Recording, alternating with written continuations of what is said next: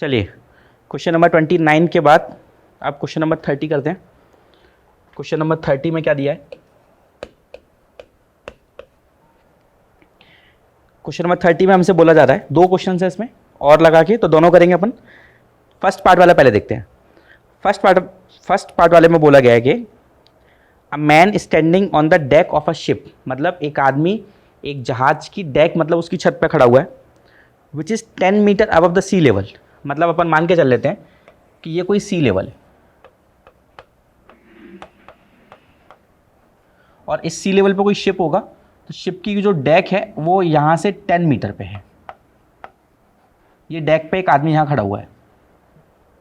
अब आगे देखते हैं। इन्होंने बोला है a man standing on the deck of a ship which is 10 metre above the sea level observes the angle of elevation of the top of a cloud. मतलब क्या? वो इस पॉइंट से एक बादल को देखता है, तो जब इस बादल को देखेगा तो मैंने मान के चल दिया कि वो क्लाउड ना यहाँ पे है, ये अपना क्लाउड है।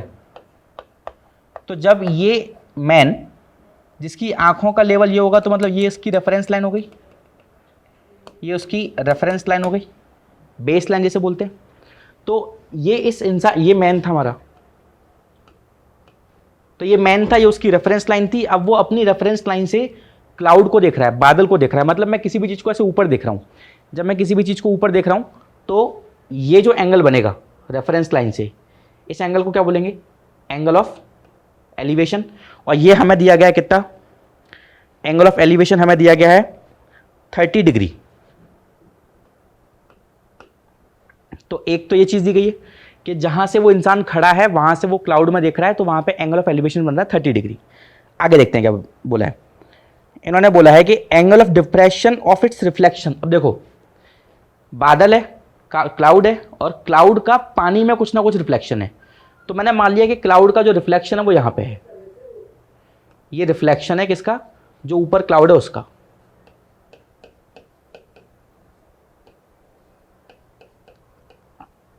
अब जहां पे वो आदमी खड़ा है, अगर वहां से देखा जाए ये, तो ये आदमी की रेफरेंस लाइन के हिसाब से एंगल ऑफ नीचे देखना पड़ रहा है, तो एंगल ऑफ डिप्रेशन हो गया। और अगर ये एंगल ऑफ डिप्रेशन हो गया तो ये हमें दिया गया है कितना? ये हमें दिया गया 60 डिग्रीज। ये हमें इतना डायग्राम कुछ दिया गया है। पहली बात तो एक आपको यहां पे फिजिक्स की कंसेप्ट यूज करनी पड़ेगी कि किसी भी चीज को, जैसे मैं मान के चलूं कि अगर ये कोई ये जो मेरा फोन है ये मिरर है, या जो ये मिरर ऐसा रखा हुआ है, तो अगर कोई चीज़ इसमें मैं इससे इतना ऊपर रखा हूँ, फॉर एग्जांपल 5 मीटर, अब अगर मैं इसकी इमेज निकालूंगा तो वो मिरर के 5 मीटर ही नीचे दिखेगी मुझे। तो उसी हिसाब से अगर मैं देखूँ ये सी लेवल है, जो मेरा एज अ मिरर काम करेगा। हमें पानी में ही तो उसकी इमेज दिख रही है, हमें जो क्लाउड की इमेज दिख रही है वो कहाँ दिख रही है? पानी में। तो ये जो सी लेवल है वो मेरा एज अ क्लाउड, मतलब जो क्लाउड है वो सी लेवल है, जो मेरा एज अ मिरर काम करेगा। तो इस क्लाउड की जो इमेज दिखी, तो जितनी इमेज इसकी सी लेवल से यहां तक की जो डिस्टेंस होगी क्लाउड तक की, उतनी ही डिस्टेंस ये होगी नीचे भी। ये बात तो सिंपल है। अब देखो ये हमें दिया गया है 10, तो मैं इस बात को मान लेता हूं कि ये जो क्लाउड है ना, वो मैन की हाइट से h हाइट ऊपर है, और ये ऑलरेडी हमें गिवन है 10। तो ये बात भी श्योर है कि यहां से अगर मैं नीचे तक ये बना दूं तो ये कितना हो जाएगा? h+10। क्यों h+10? क्योंकि सी लेवल से ऊपर क्लाउड h+10 था, तो नीचे भी उसकी जो रिफ्लेक्शन होगी वो h+10 ही होगा। ये बात बहुत इंपॉर्टेंट है इसमें। अब इसमें पूछा क्या जा रहा है वो देखते हैं। इसमें बोल रहे हैं कि एंगल ऑफ एलिवेशन दे दिया, एंगल ऑफ डिप्रेशन दे दिया। Find the height of the cloud and also the distance of the cloud from the ship. Ship कहाँ था? शिप यहाँ था, मतलब शिप की जो डेक थी वो यहाँ थी। तो हमें ये डिस्टेंस निकालनी है d, और हाइट ऑफ क्लाउड निकालनी है मतलब h। अच्छा, हाइट ऑफ क्लाउड कहाँ से बोला है? Find the height of the cloud. उन्होंने ये नहीं बोला है कि हाइट ऑफ क्लाउड अपन को कहाँ से निकालनी है। मतलब तो हम मान के चल देंगे कि हमें जो क्लाउड की हाइट है वो सी लेवल से निकालनी है। अगर मैं यहां से ये देखूं, जो मैंने h माना है, ये h क्या है? h सिर्फ मैन से क्लाउड कितना ऊपर होगा, मैन के रेफरेंस लाइन से। तो पूरा अगर मैं निकालूंगा तो h+10 हो जाएगा। अब करते हैं इस क्वेश्चन को। देखो बहुत आसान सी बात है। एक बार मैं ऊपर वाले ट्राइंगल में tan 30 लगा रहा हूं। tan 30 क्या होगा? Perpendicular upon base. देखो ये 90 डिग्री, यहाँ पर ये 90 डिग्री, तो उस 90 डिग्री के हिसाब से ये परपेंडिकुलर और ये बेस, इस बेस को अपन कुछ मान लें, इसको अपन x मान लें, तो tan 30 डिग्री मतलब कितना हो गया, h upon x. tan 30 degree की value 1/√3 equals to h upon x. यहाँ से x की वैल्यू कितनी आ गई, h√3। ये मेरी एक इक्वेशन आ गई। अब नीचे वाले डायग्राम में आते हैं। नीचे वाले डायग्राम में क्या बोला गया, tan 60 डिग्री। अब tan 60 डिग्री कितना होगा, ये 90 डिग्री। देखो इस 90 डिग्री के हिसाब से ये तो मेरी फिर से बेस हो गई, ये तो बेस हो गया, और इस बेस के हिसाब से देखो ये पूरी मेरी परपेंडिकुलर, और इस परपेंडिकुलर की वैल्यू कितनी है, 10, यहां से यहां तक 10 और ये h प्लस 10, तो पूरा परपेंडिकुलर है मेरा 10 plus h plus 10 whole divide by base कितना है, x। अब देखिए tan 60 की वैल्यू √3, इधर देखा 10 प्लस 10 हो गया 20 प्लस h, और x की वैल्यू हम ऊपर से निकाल चुके हैं कितनी, h√3। ये मैंने यहाँ पे क्या रख दिया, x की जगह पर रख दिया h√3 from equation number first. अब देखिए इस h√3 को √3 से मल्टीप्लाई किया तो 3h equal to 20 plus h, 3h minus h equal to 20, 2h equal to 20, और यहाँ से h equals to 10।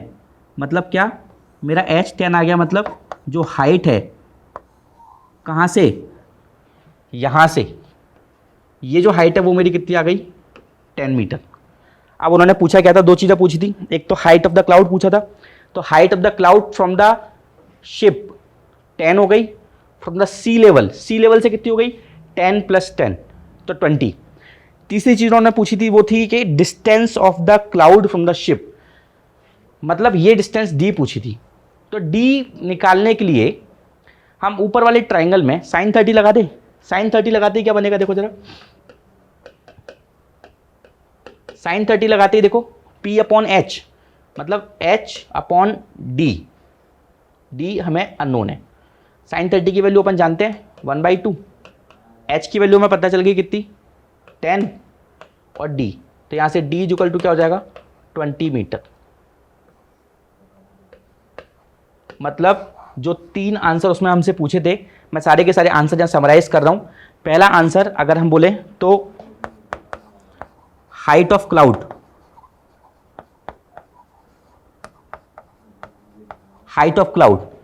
From ship, अगर मैं शिप से बात करूं तो 10 मीटर, फ्रॉम सी लेवल से बात करूं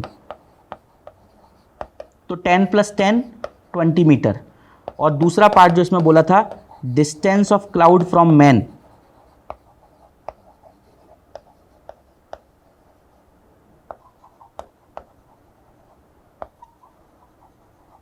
वो आ गई अपनी डी, और डी कितना आ रहा है अपना 20 मीटर। ये मेरा इसका पूरा सॉल्यूशन होगा। अच्छा, अब इस सॉल्यूशन को थोड़ा सा और अच्छा करने के लिए आप क्या कर सकते हैं, इनको कुछ ना कुछ नाम दे सकते हैं। फॉर एग्जांपल मैंने मैन को अगर मैं ए बोल दूं, क्लाउड को बी, यहाँ पे सी, ये सी लेवल वाले पार्ट को डी बोल दिया, ये ई बोल दिया, है ना। तो बस थोड़ा सा आप डायग्राम को और अच्छा प्रेजेंट कर सकते हैं, बाकी सॉल्यूशन तो यही होगा। हो गया, आगे चले, नेक्स्ट पार्ट पे चलते हैं, जो इसका और वाला पार्ट है। इसका जो और वाला पार्ट है, देखो बहुत आसान सा क्वेश्चन है इसके कंपैरिजन में। जो अपन ने ये वाला क्वेश्चन किया, इसमें अपन को थोड़ा सा थिंकिंग करना पड़ा, क्योंकि वो रिफ्लेक्शन का वहां पे कंसेप्ट आ गया। अगला वाला तो बहुत ईजी है। देखिए क्वेश्चन में क्या बोला जा रहा है, दो पोल है, 2 पोल्स ऑफ इक्वल हाइट। ये है मेरा क्वेश्चन नंबर 30 का और वाला पार्ट। 2 पोल्स हैं बेटा इक्वल हाइट के, तो मैंने मान लिया ये पोल है मेरे इक्वल हाइट के। ये मेरा कोई ग्राउंड है जहाँ पे 2 पोल मतलब खंबे, 2 खंबे हैं इक्वल हाइट के, तो मैंने दोनों की हाइट क्या मान ली, h मान ली। एक पोल को मैं ए बी बोल दूं और एक पोल को मैं सी डी बोल दूं, एक पोल ए बी है, एक पोल सी डी है, दोनों की हाइट मैंने मान ली है एच। आगे चलते हैं। बोला जा रहा है कि two poles of equal height standing opposite to each other कर दिया on either side of a road. तो ये एक रोड है बेसिकली, रोड के एक इस तरफ है और एक इस तरफ है, ठीक है। आगे चलते हैं। बोला जा रहा है विच इज 80 मीटर वाइड, मतलब जो रोड है उसकी चौड़ाई कितनी दी है हमें, रोड की चौड़ाई हमें दी है 80 मीटर। फिर इसके आगे बोला जा रहा है कि from a point between them on the road, मतलब देखो ये जो पूरी है रोड ये दी है हमें 80 मीटर की। अब इस रोड पे किसी एक पॉइंट से, मान के चलो इस पॉइंट से दोनों पोल्स को, दोनों खंभों को हम ऑब्जर्व कर रहे हैं।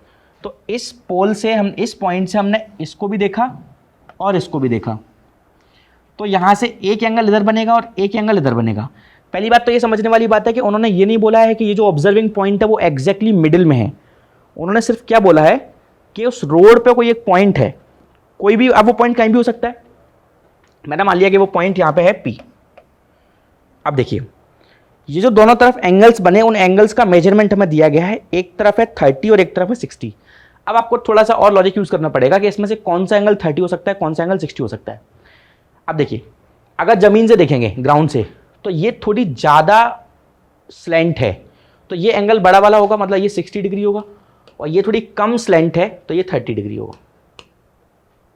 मैंने मान लिया कि A और P की डिस्टेंस अगर x है तो ऑब्वियस सी बात है कि P और C की डिस्टेंस 80 - x हो जाएगी।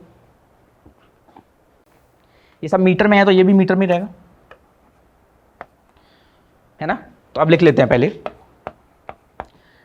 Late the height of poles AB और CD इक्वल टू H। और CD की जगह अपन एंड CD भी बोल सकते हैं। AB और CD दोनों की हाइट अपन ने H मीटर मान ली। Distance between them, distance between poles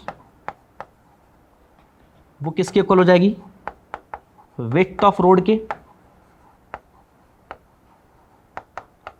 वो है 80 मीटर,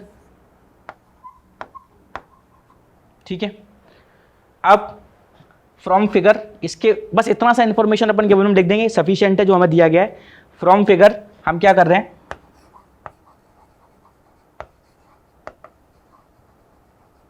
फ्रॉम फिगर, फिगर से हमने क्या देखा कि एक बार लगाया मैंने 1060 लगाएंगे बेटा, क्या परपेंडिकुलर अपॉन बेस, परपेंडिकुलर है अपना कितना h, बेस है अपना कितना x, 1060 की वैल्यू √3 h अपॉन x। अब देखिए यहां से मैं क्या निकाल सकता हूं कि h की वैल्यू कितनी हो गई, x टाइम्स ऑफ √3। ये मेरी फर्स्ट इक्वेशन आ गई। आगे चलते हैं। अब देखिए, अब दूसरे ट्रायंगल में, इन ट्रायंगल कौन सा देखें, PCD 1030 लगाया इस वाले ट्रायंगल में ना। अब इसमें लगाया तो परपेंडिकुलर अपॉन बेस, परपेंडिकुलर की वैल्यू h, बेस की वैल्यू कितनी 80 - x, 1030 की वैल्यू 1/√3।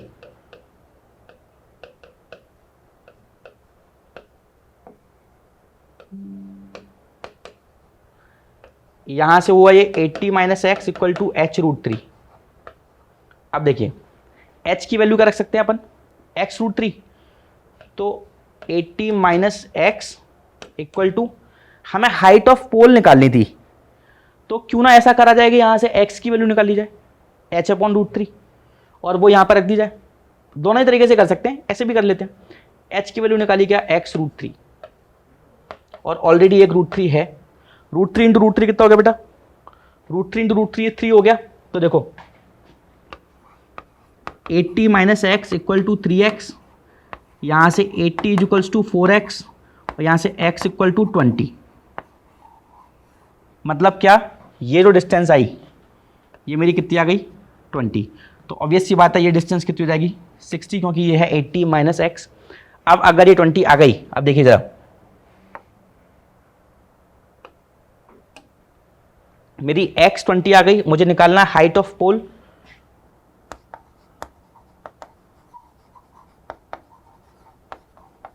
हाइट ऑफ पोल कितनी हो जाएगी h, दैट इज 20√3, मतलब 20 इंटू √3 की वैल्यू हमें याद होनी चाहिए 1.732, मल्टीप्लाई कर दें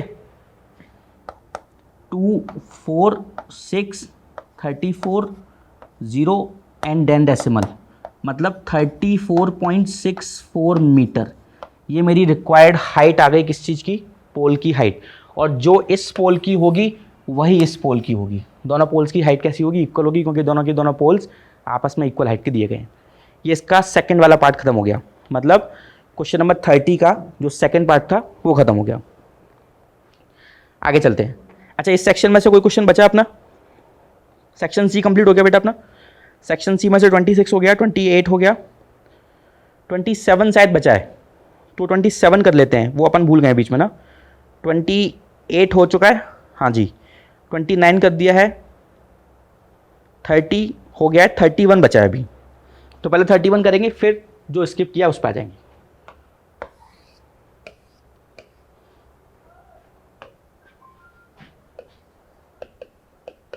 क्वेश्चन नंबर 31 देखिए।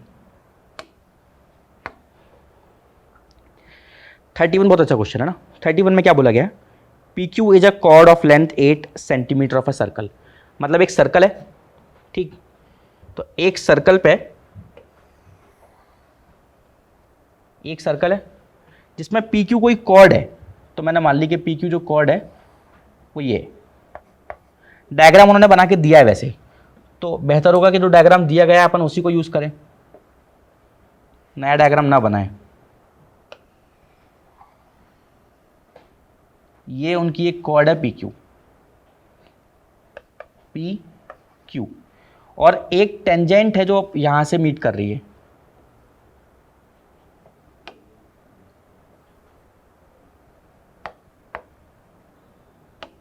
देखिए, पी पॉइंट से और क्यू पॉइंट से ऐसी ये कोई टेंजेंट है जो मीट कर रही है टी पॉइंट पे।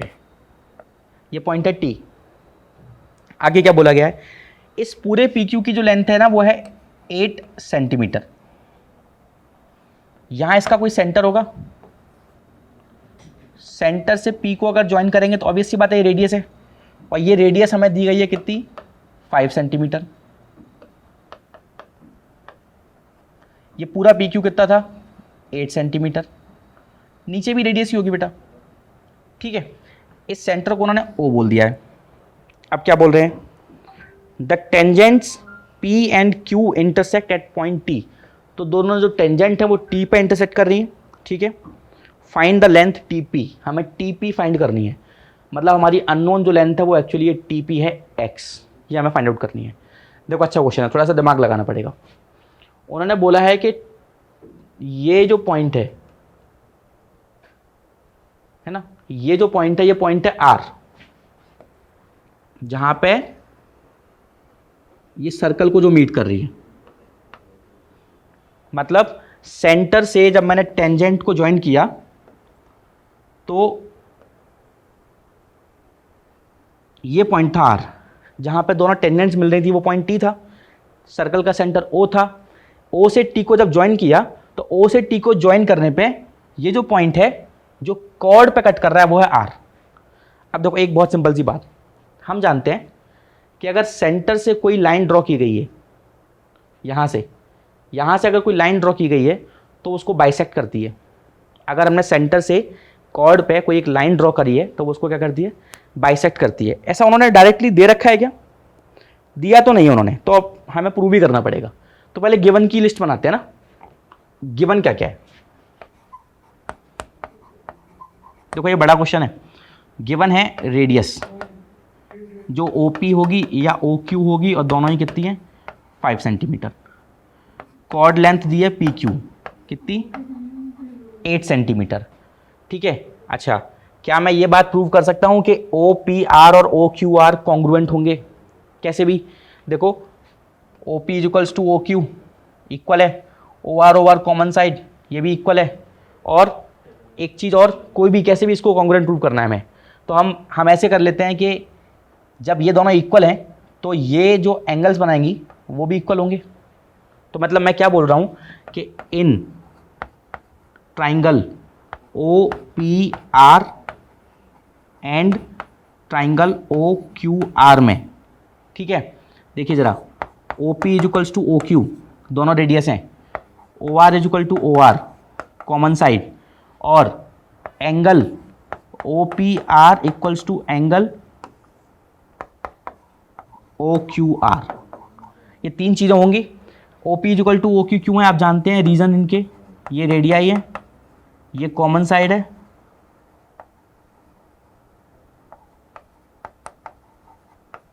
और ये angle opposite to equal sides are also equal. अब देखिए, जब हमें यहां तक का पता चल चुका है तो हम बोल सकते हैं कि hence triangle O P R जो होगा वो कॉन्ग्रुएंट होगा ट्राइंगल ओ क्यू आर के किस प्रॉपर्टी से बेटा, दो साइड और एक एंगल, दो साइड और एक एंगल मतलब by S A S criteria.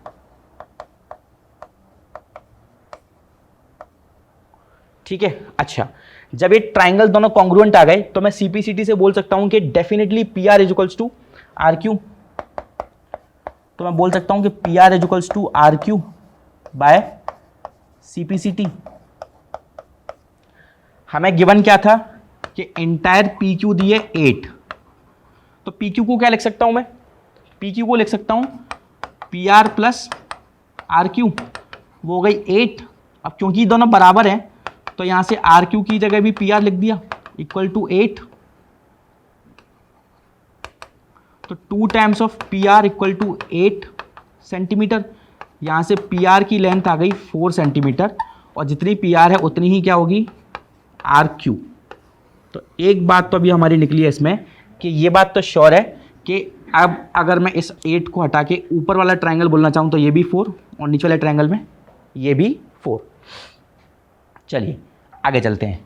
अब देखो, मैं फाइंड क्या करना है, मैं फाइंड करना है x, है ना, तो उसको भी देखना है। फाइंड हमें x करना है। x जो है वो लेंथ ऑफ टेंजेंट। हमने क्या फाइंड कर दिया, हमने फाइंड कर दिया ये 4 और ये भी 4। अब मुझे कुछ ना कुछ एक ऐसा रिलेशन चाहिए कि मेरे पास कोई ऐसा डायरेक्ट रिजल्ट तो है नहीं कि टेंजेंट की लेंथ का ये फॉर्मूला हो गया, तो अब मैं कुछ ना कुछ ऐसा रिजल्ट यूज़ करना चाह रहा हूँ जिससे मैं कैसे भी करके इस साइड को इन्वॉल्व कर लूँ। ठीक है, तो उसके लिए मैंने क्या किया, मैंने ना थोड़ा सा डायग्राम में दिमाग लगाया। देखो, हम इस बात को जानते हैं कि अगर मैं दो ट्रायंगल्स की बात करूं, कौन कौन सा, पी टी ओ और क्यू टी ओ, तो ये भी आपस में कैसे होंगे, कॉन्ग्रुएंट होंगे, है ना। और उससे भी बेहतर हम ये भी जानते हैं कि ये वाला एंगल जो होता है और ये वाला जो एंगल होता है ये आपस में कैसे होते हैं, ये आपस में सप्लीमेंट्री होते हैं, ये भी अपन जानते हैं। एक बात सोच के चलो कि अगर मैं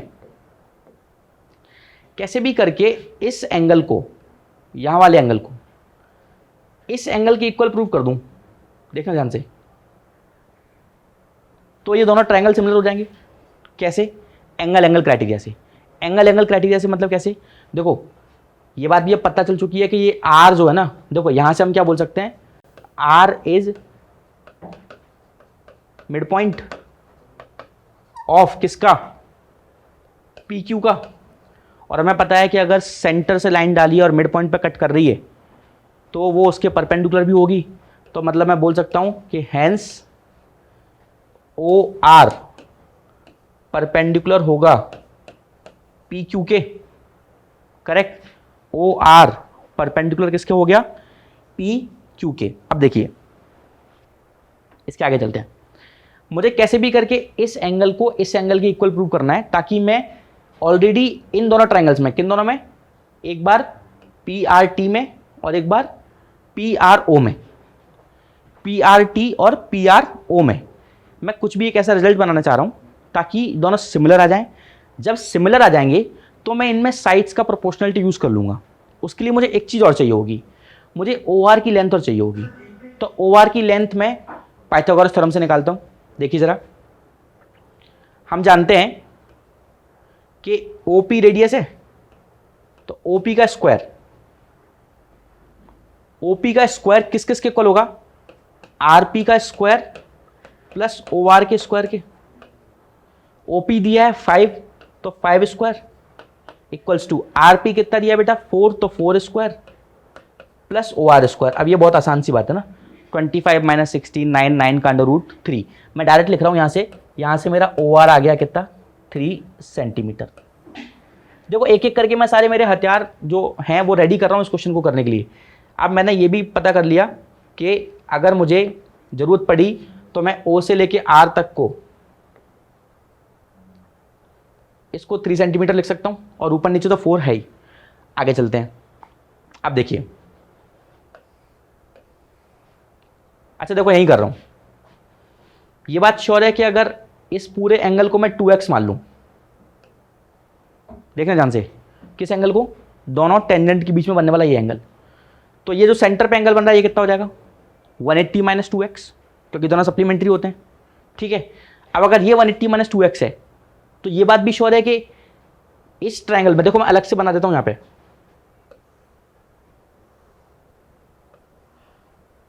देखो मैंने इस एंगल को, ये जो एंगल है ना ये t है, इसको मैंने बोला है 2x और ये मैंने o बोला है, तो ऑब्वियस सी बात है कि जो o होगा वो मेरा 180 माइनस 2x हो जाएगा। ये है मेरा 180 माइनस 2x। और देखो ये है मेरे पी क्यू और ओ पी ओ क्यू दोनों बराबर है क्योंकि दोनों रेडियस हैं। अगर ओ पी ओ क्यू दोनों बराबर है, दोनों रेडियस हैं, तो मैं क्या बोल सकता हूं कि 100% ये एंगल भी बराबर होगा। और अगर ये 180 माइनस 2x है, देखना ध्यान से, angle P plus angle Q plus angle O तीनों मिला के 180 होंगे। ठीक है, ट्राइंगल के तीनों एंगल का सम 180 होता है। अब देखना ध्यान से, इसमें एंगल P और एंगल Q दोनों बराबर हैं, तो मैंने दोनों की जगह पे एंगल P लिख दिया और एंगल O कितना है 180 माइनस 2x इक्वल्स टू 180। देखो 180 से 180 कट जाएगा, 2x उधर जाके positive, 2 times of angle P equal to 2x। तो यहाँ से मैं बोल सकता हूँ कि angle P equal to x। अच्छा x मत यूज़ करो, x मत यूज़ करो क्योंकि x अपन ने उसको माना है, तो उसे 2y ले ले, या फिर अपन उसको y मान लेंगे। ये जो लेंथ अपन ने शुरुआत में x मानी थी ना, इसको कट करके अपन ने y बोल दिया क्योंकि अपन ने x ऑलरेडी यूज़ कर लिया क्वेश्चन में। अब मैंने प्रूव क्या कर दिया कि जितना मेरा ये एंगल होगा, और आप जानते हैं कि इस एंगल को अगर मैं ये ज्वाइन कर रहा हूँ तो ये हाफ होता है। मतलब मैंने क्या प्रूव कर दिया कि, समझो, मैंने प्रूव कर दिया कि एंगल कौन सा, ये इसके नीचे करना है सबके ना, angle PTR will be equals to किसके, एंगल OPR के। देखो ध्यान से एक बार, PTR को OPR के इक्वल लिख दिया। कैसे, PTR कौन सा बेटा, PTR मतलब ये वाला एंगल को मैंने किसके इक्वल प्रूफ किया है, OPR के। देखो ये इसके कैसे प्रूफ किया वो मैंने आपको यहां पर दिखाया है साइड में। ठीक है, वो मैंने आपको यहां पर साइड में दिखाया है कि कैसे प्रूफ किया है। PTR को मैंने, ये R पॉइंट था बेटा, ये वाला पॉइंट R था। ये इस क्वेश्चन में बस यही एक जो है, जो खास बात है वो यही थी कि हमें इन दोनों एंगल्स को आपस में इक्वल प्रूव करना था। अब जब हम इक्वल प्रूव कर चुके हैं, जब ये दोनों एंगल्स को हम इक्वल प्रूव कर चुके हैं, अब अपन डायरेक्टली इसको यूज़ करेंगे, ये अपन आगे रिजल्ट इसको यूज़ करेंगे। तो मैंने मान लिया इसको इक्वेशन नंबर 1 बोल दिया। अगर मैंने ऑलरेडी कहीं 1 मान लिया है पहले तो 2 बोल देना। अब मैं 2 ट्राइंगल देख रहा हूँ, कौन कौन से, in triangle PTR and triangle OPR। ठीक है, ऑलरेडी मैं बोल चुका हूं कि एंगल PTR जो है वो एंगल OPR के इक्वल है, जस्ट नाउ मैंने अभी भी प्रूफ किया है। और एंगल R मतलब PRT और एंगल इधर से R कौन सा बनेगा, ORP। ये दोनों आपस में इक्वल होंगे, दोनों 90 डिग्री पे होंगे। तो 2 एंगल अगर इक्वल आ गए तो मैं क्या बोल सकता हूं कि हेंस ट्राइंगल PTR जो होगा वो सिमिलर होगा ट्राइंगल OPR के। किस क्राइटेरिया से, एंगल क्राइटेरिया से।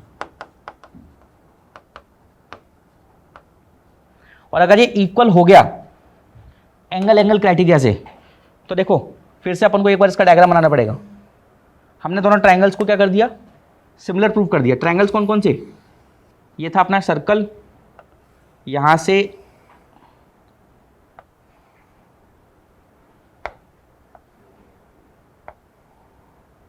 हमने कौन कौन से दो ट्राइंगल्स को सिमिलर प्रूव किया है अभी देखो। हमने प्रूव किया है ये ओ पी क्यू टी, ये आर। हमने इस ट्राइंगल को मतलब पी आर टी को ओ पी आर के सिमिलर प्रूव किया है, जिसमें देखो ये 90 डिग्री इधर भी और ये 90 डिग्री इधर भी, और ये वाला एंगल इस एंगल के इक्वल, दोनों को अपन ने एक्स और एक्स प्रूव कर दिया था। तो जब दो ट्राइंगल्स आपस में सिमिलर हो गए, तो उनकी साइड्स के बीच में हम रिलेशन जानते हैं क्या होगा। उनकी साइड्स भी कैसी होंगी, प्रोपोर्शनल होंगी। साइड्स प्रोपोर्शनल होंगी तो अपन ने लगा दिया। कैसे लगा सकते हैं, देखो P T upon O P, दोनों की हाइपोटेनस, इसके 90 के अपोजिट ये, इस 90 के अपोजिट ये, इज इक्वल्स टू किसके, इसके एक्स के अपोजिट कौन है बेटा, पी आर, और इसमें एक्स के अपोजिट कौन है, ओ आर।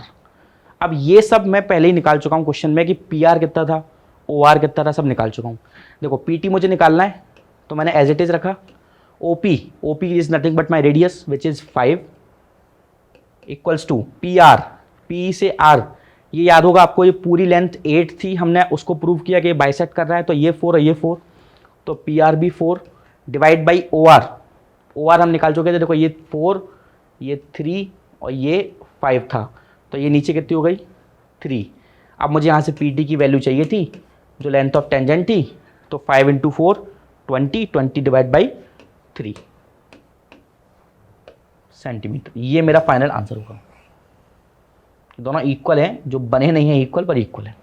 तो ये क्वेश्चन वाकई एक थोड़ा सा मैं बोलना चाहूँगा कि सेक्शन सी के हिसाब से थोड़ा लंबा क्वेश्चन भी था, और कंसेप्ट भी इसमें अच्छे खासे यूज़ करने पड़े। हमें सिमिलैरिटी भी यूज़ करना पड़ा, हमें सर्कल की कॉर्ड की थ्योरम्स भी यूज़ करनी पड़ी, तो ये अच्छा क्वेश्चन है।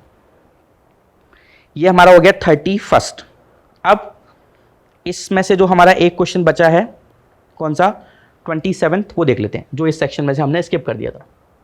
आगे चलें।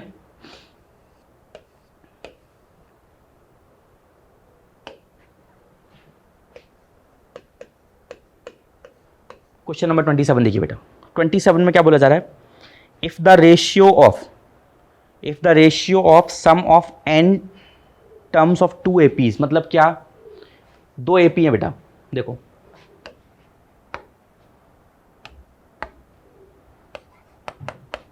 AP1 मान ली, AP2 मान ली, इसमें भी n टर्म्स है, इसमें भी कितने हैं, n टर्म्स है। इसका मान के चलो फर्स्ट टर्म A1 है, इसका फर्स्ट टर्म, या A और A' मान लें, ज़्यादा आसान होगा, A और A', सॉरी, इसको A और A' मान लिया, इसमें डिफरेंस D और इसमें डिफरेंस D' मान लिया। जस्ट मतलब रिप्रेजेंटेशन है, ऐसा कुछ भी यूज़ कर सकते हैं अपन। तो हम जानते हैं कि इसमें सम ऑफ n टर्म्स, Sn का फॉर्मूला क्या बनेगा बेटा, n/2 2a plus n-1 into D, पहली एपी में। और इसमें सम ऑफ n टर्म्स को मैंने बोल दिया Sn डैश, इसमें n था, इसमें n डैश मान लिया। तो इसमें n डैश का, ये Sn डैश का फॉर्मूला क्या बनेगा, सम को रिप्रेजेंट करने के लिए S डैश n मान लिया, n/2, इसमें है 2a plus n-1 into D. ये मुझे Sn और S डैश n समझ पा रहे हैं क्या है, ये मेरा S ऑफ मतलब sum of n terms first AP का, sum of n terms second AP का। अब मुझे जो दिया गया है वो समझो, मुझे इन दोनों का रेशियो दिया गया है, मतलब बोला गया है मुझसे कि Sn upon S dash n है कितना, 7n + 1 डिवाइड बाय 4n + 27, ये मुझे गिवन है। अब देखिए क्या कर सकते हैं, देखिए हम जानते हैं Sn का, हमने दोनों फॉर्मूले लगा दिए, n/2 2a plus n minus one into D divide by n by two 2a dash plus n minus one into D dash equals to 7n plus one divide by 4n plus 27। सबसे favourite काम तो सबसे पहले कर लेंगे, कौन सा? Cut करने वाला। तो n बाई टू से n बाई टू कट हो गया,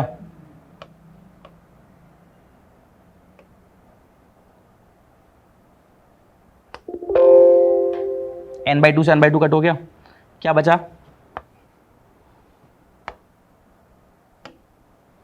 2a plus n minus one into D यहाँ से बचा, और यहाँ से 2a dash plus n minus one into D dash बचा, और इसकी value 7n plus one divide by 4n plus 27 बची। अब देखिए, अब मुझे ना थोड़ा सा दिमाग यूज़ करना पड़ेगा, किस बेसिस पे कि मुझे निकालना क्या है? मुझे निकालना है उनके 9th टर्म का रेशियो। इसी एपी का, जो एपी फर्स्ट है और इसी एपी सेकंड है, एपी फर्स्ट का 9th टर्म और एपी सेकंड का 9th टर्म। तो मैंने मान लिया कि एपी फर्स्ट का 9th टर्म Tn और एपी सेकंड का 9th टर्म Tn डैश या T डैश n। अब देखिए, 9th टर्म का फॉर्मूला क्या होता है? वो होता है a प्लस 8d, और इसका हो जाएगा a dash plus 8d dash. तो मतलब मुझे क्या समझ में आ रहा है कि a के साथ में 1 है, ठीक है, और d के साथ में ऊपर 8 है और नीचे d डैश के साथ में 8 है। तो अगर मैं कैसे भी करके इसको इस फॉर्म में कन्वर्ट कर लूँ तो मेरा काम बन जाएगा। अब कन्वर्ट करना देखो, मुझे यहाँ पे a के साथ में 1 चाहिए, यहाँ पे भी a के साथ में a डैश के साथ में 1 चाहिए। तो ऊपर अगर 1 चाहिए और नीचे भी 1 चाहिए, तो मैं ऊपर से 2 कॉमन ले रहा हूँ। जैसे ही मैंने 2 कॉमन लिया, क्या बचा? a के साथ में 1 आ गया, पर क्योंकि यहाँ 2 नहीं था तो यहाँ डिवाइड भी लगना पड़ेगा। ये ऊपर वाला हो गया, नीचे वाला 2 a dash plus n minus one upon 2 d dash. इधर तो कोई दिक्कत ही नहीं है, इधर तो चल ही रहा है एज इट इज। ऊपर है 7n plus one divide by 4n plus 27। आगे देखते हैं।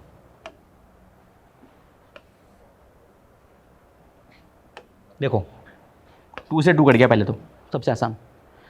अब फिर से थोड़ा सा दिमाग लगाया, a और a डैश तो आ गया जो मैं चाहिए था उसके हिसाब से। हमें निकालना ये है बेटा, a और a डैश तो आ गए, ठीक है। अब d के साथ में मुझे 8 चाहिए ऊपर और d डैश के साथ में 8 चाहिए नीचे। सो अब मैं बोल रहा हूं for ratio of 9th term of AP1 and AP2, 9th term का रेशियो फाइंड आउट करने के लिए मैंने क्या दिमाग लगाया कि ये जो वैल्यू है वो कितनी होनी चाहिए? n minus one by two, ये 8 होनी चाहिए। तो यहाँ से क्या बोल सकता हूँ मैं कि n इज इक्वल टू कितना होना चाहिए बेटा? 17 होना चाहिए। 2 इंटू 8 16, 16 प्लस 1 17।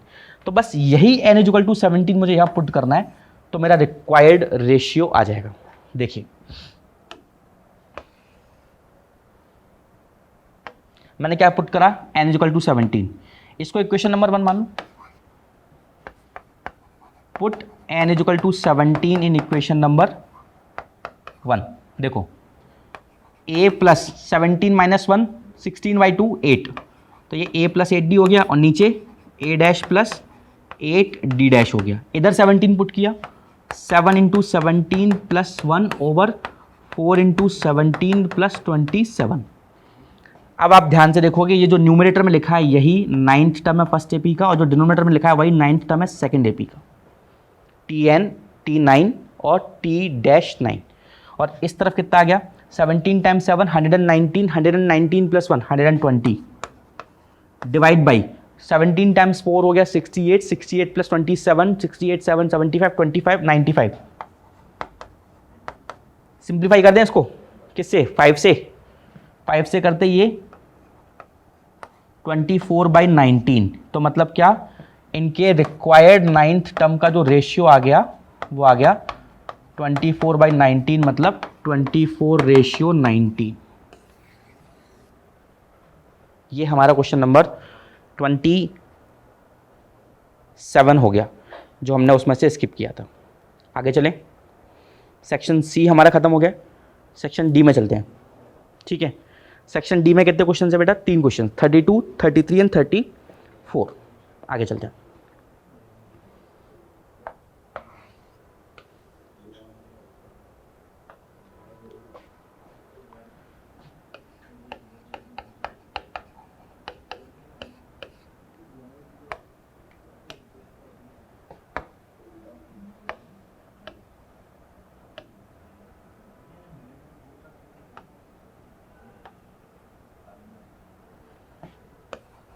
क्वेश्चन नंबर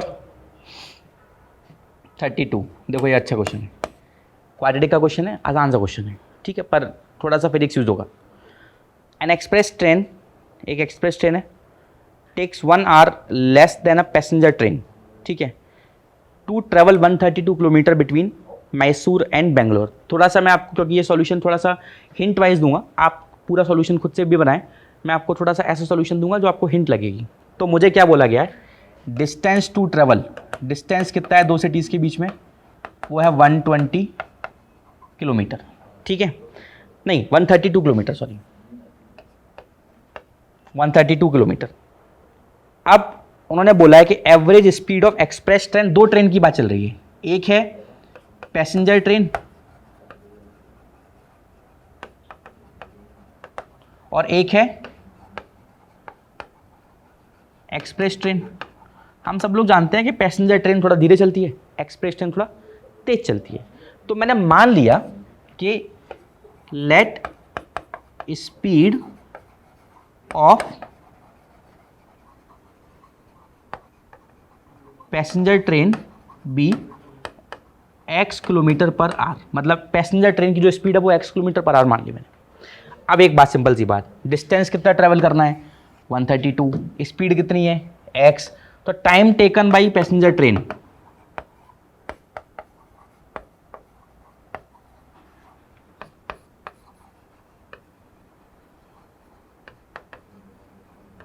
मैंने उसे t1 बोल दिया, और वो कितना हो जाएगा, डिस्टेंस अपॉन स्पीड, मतलब 132 डिवाइड बाई x आवर्स। इसको इक्वेशन नंबर 1 बोल दूं, ये t1 वाली वैल्यू आ गई। ठीक है, आगे चले, चलो अब एक्सप्रेस ट्रेन की बात करते हैं ना। अब पैसेंजर ट्रेन की स्पीड अगर x है तो एक्सप्रेस ट्रेन की स्पीड इससे ज़्यादा होगी। क्या होगी देखते हैं, क्वेश्चन में दिया गया है, if the average speed of express train is 11 kilometre per hour more, मतलब अगर इसकी स्पीड x थी तो स्पीड ऑफ एक्सप्रेस ट्रेन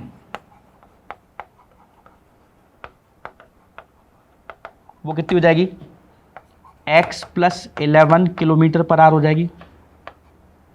तो time taken by express train,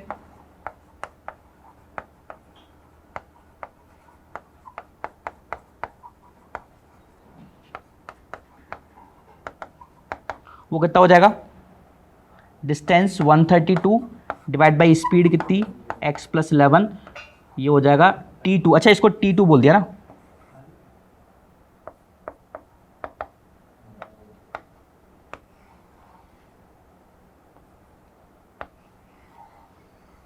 ये t2 हो गया।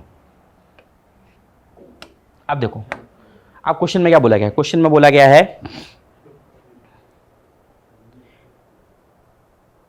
N express train takes 1 hour less than a passenger train, मतलब क्या, जो एक्सप्रेस ट्रेन है ऑब्वियसली वो जल्दी पहुंच जाएगी क्योंकि उसकी स्पीड ज़्यादा है, तो वो एक्चुअली 1 घंटा कम ले रही है, जो पैसेंजर ट्रेन है वो 1 घंटा ज़्यादा ले रही है।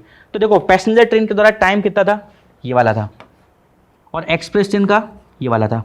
अब आप बताओ कि इसमें से हम ये तो बात पता कर ही चुके हैं कि जो पैसेंजर ट्रेन है वो टाइम ज़्यादा ले रही होगी, तो मतलब t1 की जो वैल्यू आएगी वो बड़ी आएगी, और t2 की जो वैल्यू आएगी वो छोटी आएगी, क्योंकि t2 जो है वो एक्सप्रेस ट्रेन का टाइम है तो वो कम ले रही होगी, पैसेंजर ट्रेन ज़्यादा ले रही होगी। और उन्होंने बोला है कि जो पैसेंजर ट्रेन है वो 1 घंटा ज़्यादा ले रही है। तो मैं अगर थोड़ा सा लॉजिक यूज़ करूँ तो मैं बोल सकता हूँ कि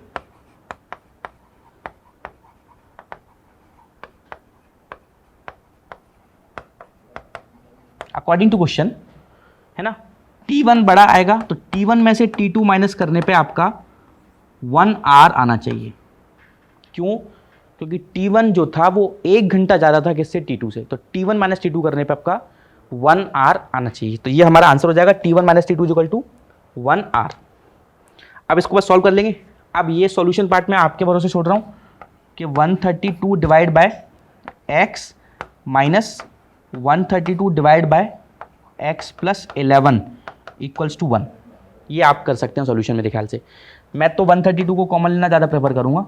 तो x प्लस 1 का मल्टीप्लाई x प्लस 11 का मल्टीप्लाई यहाँ पे हो जाएगा, माइनस x का मल्टीप्लाई यहाँ पे हो जाएगा, और ये x और x प्लस 11 1 के साथ में अदर साइड पहुँच जाएंगे। अब तो बस क्वाड्रेटिक को सॉल्व करने वाली बात है। x से तो x कट गया। आप इस वीडियो को यहाँ पे पॉज करके पहले इसका सॉल्यूशन देख सकते हैं, बना सकते हैं खुद से। चलिए, तो 132 टाइम्स ऑफ 11 बचा इज इक्वल्स टू ये बचा एक्स स्क्वायर प्लस एक्स। तो X square plus X minus 132 times of 11 equal to 0। अब इस क्वाड्रेटिक का सॉल्यूशन आप खुद से बनाइए, चाहे फैक्टराइजिंग लगाइए या स्प्लिटिंग द मिडिल टर्म लगाइए, that is up to you, पर इसका सॉल्यूशन आपको बनाना चाहिए। ठीक है, मेरे ख्याल से पहले इसका मल्टीप्लाई कर लेते हैं, कितना होगा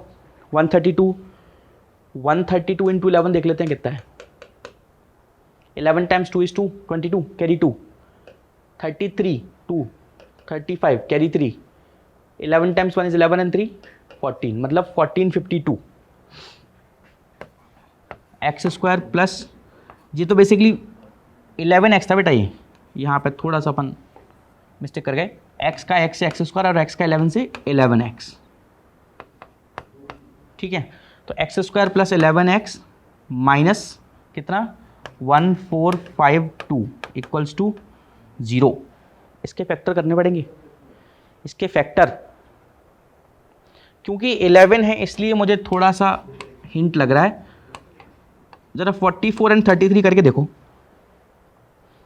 क्योंकि 11 था इसलिए मैंने थोड़ा सा हिंट लगा पाया। कैसे हिंट लगा पाया, 32 भी जो होता है वो क्या होता है 11 इंटू 12 होता है, और इंटू 11 करा, तो मतलब बेसिकली क्या, दोनों में 11 तो आ ही रहा है ना। तो मैंने थोड़ा सा दिमाग लगाया कि 11 और 11 12 में से एक तरफ 4 दे दिए, एक तरफ 3 दे दिए, तो एक नंबर 44 बना, एक 33 बना। अब इनका मल्टीप्लाई 1452 आना चाहिए, जो मेरे ख्याल से आ भी रहा है। कर भी सकते हैं अपन, कर दें एक बार, चेक कर लेंगे।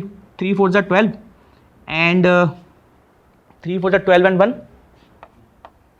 13, फिर से 2 3 1 करें मल्टीप्लाई, 3 4 जा 12, 3 4 जा 12 एंड 13, 2 5 4 1 1452, मतलब क्या X square plus 44x minus 33x minus 1452 equals to 0। x common लिया, x प्लस 44 माइनस 33 कॉमन लिया, तो ये भी आ जाएगा x प्लस 44 इक्वल्स टू 0। तो एक आंसर x प्लस, एक फैक्टर बनेगा x प्लस 44, एक बनेगा x माइनस 33 इक्वल्स टू 0। देखो, अब तो कोई बच्चा भी बता देगा कि इसमें से कौन एक्सेप्ट करना है कौन नेग्लेक्ट करना है। देखो, एक बार x प्लस 44 को 0 रखा और एक बार x माइनस 33 को 0 रखा। जब x प्लस 44 को 0 रखेंगे तो x की जगह पे कितना आ जाएगा बेटा, माइनस का 44, और यहाँ पे x की जगह पे आ जाएगा 33। x मेरी क्या थी, x मेरी स्पीड थी। दोनों का जो आंसर आएगा वो किलोमीटर पर आवर में आएगा, पर नेगेटिव तो आ ही नहीं सकती ना, तो उसको अपन क्या कर देंगे, इग्नोर कर देंगे, इसको निगलेक्ट कर दो। तो राइट आंसर क्या हो गया, 33 किलोमीटर पर आवर। यही पूछा गया था। Find average speed of 2 trains. तो मैं बोल सकता हूं x मेरी किसकी थी, पैसेंजर ट्रेन की थी ना। तो अगर पैसेंजर ट्रेन 33 पे जा रही है, रिक्वायर्ड स्पीड ऑफ